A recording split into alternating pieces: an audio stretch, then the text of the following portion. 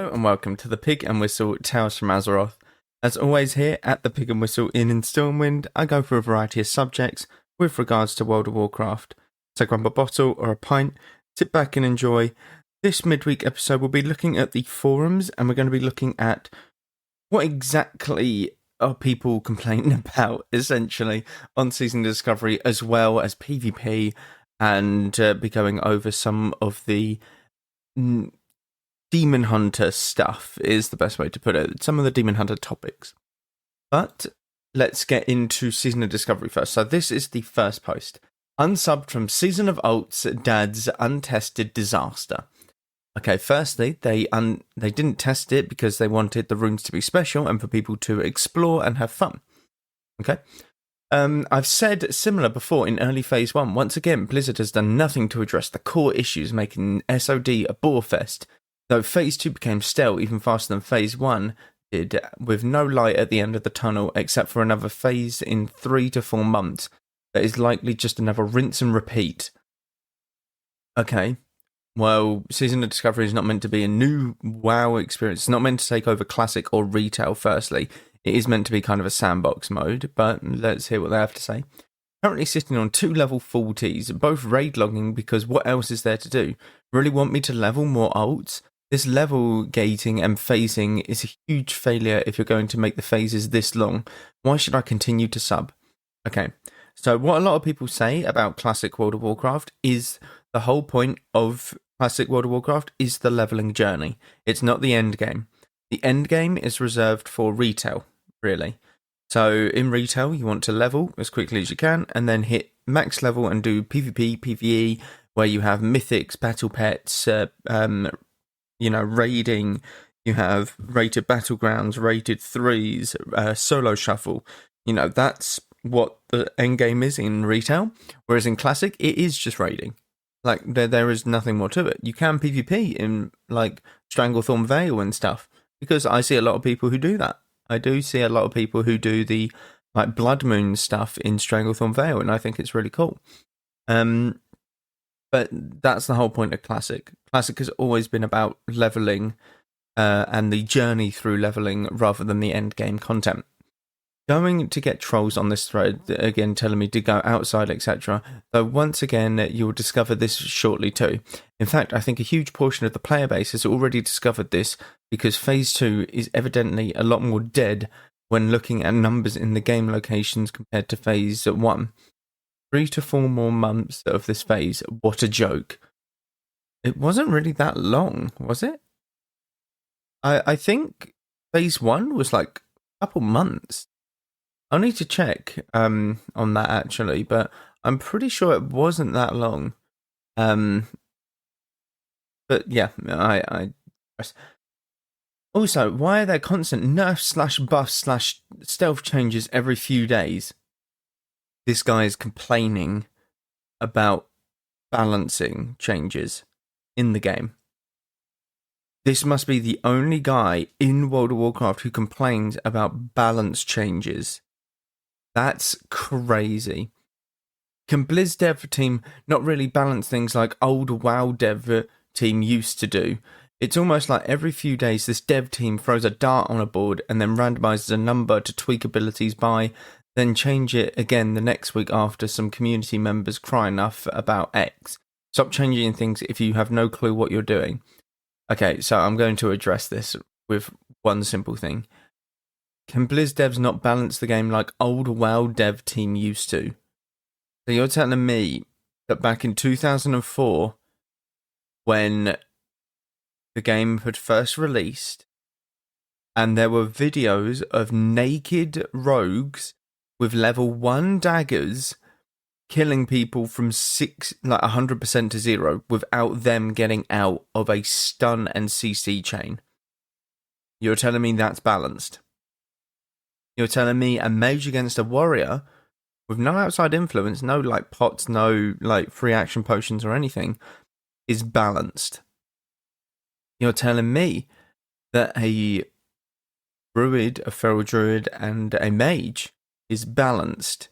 You're telling me that a warrior and a rogue is balanced? Well, that one's probably more balanced than most, but like, the dev team were shit at balancing back in 2004. And I say shit, they were balancing, but you can't ever balance an MMO. Like, you can tweak numbers, and if things are oppressive, you just tone them down a bit or tweak everything else up a bit. But you can never balance an MMO perfectly. People can't get this concept in their skulls. It's crazy to think. Like, it's absolutely mind-boggling. He should be grateful he's getting some fucking, like, balance changes. Dragonflight hasn't seen that for a few months. Now, the reason Dragonflight hasn't seen that, and I'll go over this like later on, but is because there is AWC and MDIs currently going on, which is the competitions for World of Warcraft. So you don't want to be balance changing like mid-tournaments, essentially, because it feels bad for the player base, or not the player base, but the players who are competing in these tournaments. Yeah, this is the first guy that I've ever seen complain about balance changes. It's crazy. About SOD in general, yeah, this is not Classic Plus, or what most people wanted from a Classic Plus. Almost no new quest chains, lore discoveries, new zones or areas. Think Inner Moor Gate, Oldham Gate, unfinished quest chains from vanilla, etc. Instead, this SOD team copy and paste retail abilities and throws it in the world and calls it content without ever balancing it. Not to mention, almost all the classes have the same quest chains for getting runes. You really couldn't at least make the rune acquiring method unique for classes. Talk about the bare bones effort into farming your customer sub times. Pure lazy. Okay, I think the ones that people share are the ones that where you need the reputation from the like crates. The one there's a couple later on where you go to the same NPC, but I think that's at the end of like the quest chains. But the biggest point that I want to argue here is, new zones and areas. They are, or new zones, areas, and copy and paste retail abilities. So firstly, let's start with the areas. Oldham Gate. If you want to go do Oldham, go to Cataclysm. Go do Cataclassic when it comes out. Or go to retail and go level in Oldham. It's there for you. I get that you want different quests for it and like new quests in the old world. And I think that they will eventually get around to it at max level. But the thing is, like, Oldham is at the bottom of Tanaris. And that is level 50 elites that are outside the Oldham Gate. Now, what this means is, being like level 40, being maximum level right now, you probably can't do that. So if they are going to introduce Oldham quests, then surely they would introduce them when level 50 is the max level, or level 60. Not when you're level 40 and can't even do the quests. You don't even know if they're in the game yet, to be honest with you. The quest might not even be showing up. That's the thing. Now, I think that they will eventually get round to this, but there has been communication from them saying about the raid size and stuff, and they are looking internally about shortening or squishing the raids from 40 to 20 man. And some things are easier, like Molten Core, but Blackwing Lair and Encourage, stuff like that, is going to be a bit tougher. So I would imagine a lot of their focus is on that. And I would imagine that a lot of the things that they're putting their stuff into is what's for the next phase, which is level 50 and a raid that we don't know. An undisclosed raid. I think it's going to be Scarlet Monastery. I would love it to be Scarlet Monastery, but I don't think that it will be. It's probably Mara. Maybe. Probably Maraudon. Yeah, something like that. As for the copy and paste retail abilities, Homunculi. Don't see it in the game, do you? I don't. What about the Beast Mastery thing? Which makes your pet taunt an actual taunt and increase the focus regen. I don't see it in there. Living Flame. I don't see it in there for mages. Healing mages, like regeneration. I don't see that for mages. There's so many abilities that aren't copy and pasted. It's unreal to think that all they're doing is copy and pasting. Yes, obviously they're going to be they're going to be inspired by other like pieces of or other spells, but it's not copied and pasted, I'm afraid. It really isn't. Some of them are. Icy Veins, Living Bomb, some of them are. Don't get me wrong. But so many of them aren't. Shaman tanking, like the cone, like lava shock or whatever it is, that's not from retail at all. That's a completely unique ability. Like, there's so many different things, but people just want to get on their case as much as they can. Why are the testers for this failure? We are the testers for this failure of a game mode. Anyways, unsub this disaster, maybe return at level 60 should things look different and there's more to do.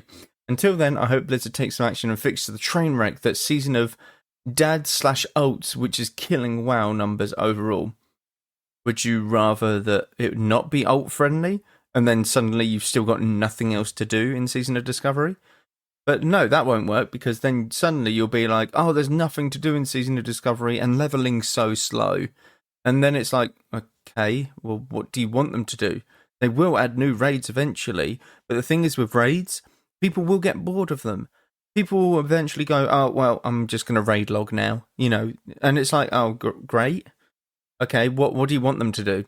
Add a new raid every week? It's not possible. It's physically not possible. It's crazy that some people think this way. Now, don't get me wrong, I am not an advocate for Blizzard. I do think that they could do a couple things better, but Season of Discovery is quite well maintained, and the way that it's been done is quite good, in my honest opinion, and I think it's actually relatively living up to what it should be, in my honest opinion. So it is what it is, but this guy clearly is not enjoying it. Now, the next one is about DHs. DHs have run rampant in Dragonflight at the moment for a few months now. And here's a few stats on them that I think a lot of people would like to hear. Again, I do think that balance changes will come along, but I think they'll be next week at the very minimum, purely because the Mythic Dungeon Invitational, its finals are this week. AWC, which is the PvP stuff, just finished the week that just went by. So the PvE stuff will be this week, and I think that we'll get balance changes after that. I hope that I see a giant list of balance changes after the MDI has finished. But in the meantime, here are some stats about Demon Hunters. They are the least likely to be killed first of all the DPS specs in the game, and near equal with some healers. Now, to put this into perspective, very rarely is a healer targeted and killed in an arena setting. Like, actually run down, killed. You always pick a target at the start, really, and kind of adjust throughout. But usually it's a DPS. It's never, oh, let's run at this disc plate, like Priest, against a Shadow play comp, which is Shadow Priest and Warlock. Because then you have two caster DPS just railing on you, and it's like, oh, great, well, we're dead. So yeah, that's crazy. They are the second highest average DPS ranks across a match. I mean, that's, to be expected. The most represented spec of all cutoffs, including healers. They are the most represented spec of all cutoffs. That's insane. They are the second highest win percent of all specs. The only one is higher, which is pretty good, because Demon Hunter is the most played spec, meaning they are played a lot and still having a highest percent. So technically there's 10 augmentation evokers, 8 of them win, so you've got 80%. Whereas if you have 1,000 Demon Hunters and 799 of them win, and 201 of them don't, then you've got a 79.9% win rate rather than 80%. So if that makes any more sense. But there aren't a lot of augmentation evokers, hence why their win rate's quite high. Yeah, it's absolutely crazy. This person goes on to say, this spec is an abomination. You can do so much wrong and yet win because of their passive tankiness and high sustained damage with little to no effort. They have some of the best defensives in game. Go immune, self-heal a bunch, protect your team, remove your healer from CC, omnidirectional dodge via blur. immune to the most big attacks via short cooldown. This single spec is literally killing participation and interest in the game. If you let this continue to fester without any communication, without any meaningful changes, you'll have effectively killed PvP in this game long term. The people leaving won't come back. PvP is in the edge of a death spiral, and literally no communication whatsoever is mind-boggling.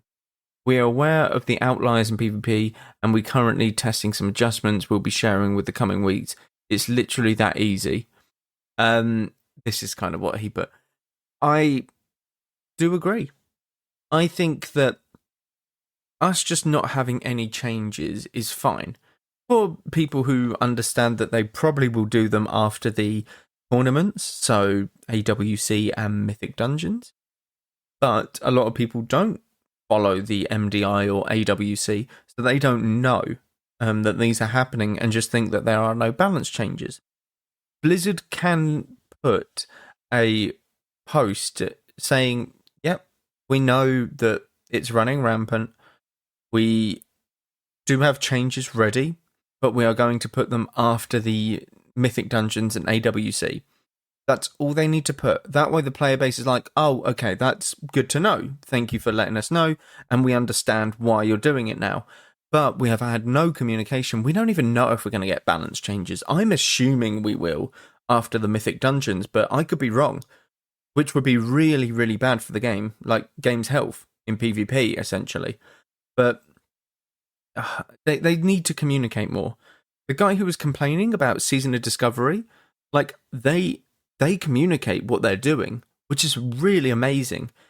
All I want is a simple post as well saying, look, we have some changes ready, but we are not going to post them until the tournaments are over, so that the participants aren't, having to change mid-run and you get the best experience watching the Mythic Dungeons and arenas. That kind of deal. And it's simple. It's as simple as that. But sadly, we've heard nothing and can only hope, which is the sad thing. But that is where I will leave it for this episode. Thank you all very much for listening. As always, do check out the socials down below. Constant stuff happening over there. But thank you all very much once again, and go with Valor, friend.